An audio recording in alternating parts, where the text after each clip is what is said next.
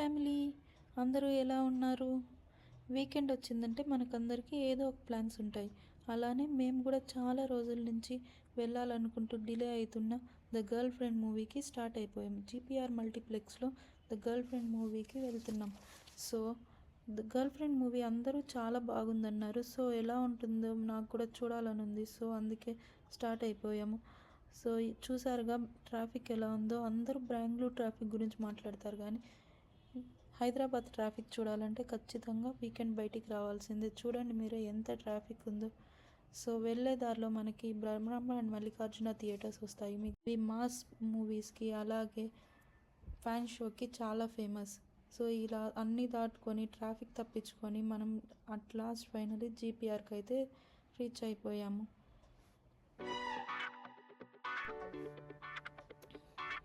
ఇక్కడ movie start అయ్యేదానికి ఇంకా 10 minutes ముందే ఇక్కడికి రీచ్ అయ్యాము. మూవీకి ఇంకా 10 minutes ఉంది కదా అని బయట ఇలా తిరుగుతూ అన్నీ ఏమున్నాయో అని చూస్తూ ఉన్నాము.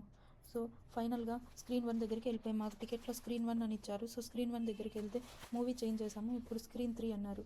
సో ఇక్కడ స్క్రీన్ 3 దగ్గర ఈ జనాభానంతా తప్పించుకొని ఫైనల్గా వెళ్ళేలోపు మూవీ టైటిల్స్ అనేది స్టార్ట్ అయిపోయింది. స్క్రీన్ 1 నుంచి స్క్రీన్ 3కి షిఫ్ట్ అవుతున్నారు కాబట్టి ఇంకా అందరూ రాలేదు. ఇలా వెళ్ళి సీట్లో కూర్చొని మూవీ అనేది స్టార్ట్ చేసేసాం. మధ్యలో బ్రేక్ వస్తే మనకి బ్రేక్లో స్నాక్స్ అనేది కంపల్సరీ కదా. సో అందుకే మేము పాప్కార్న్ అండ్ సమోసా తీసుకొని ఇలా మూవీ చూసేసాం.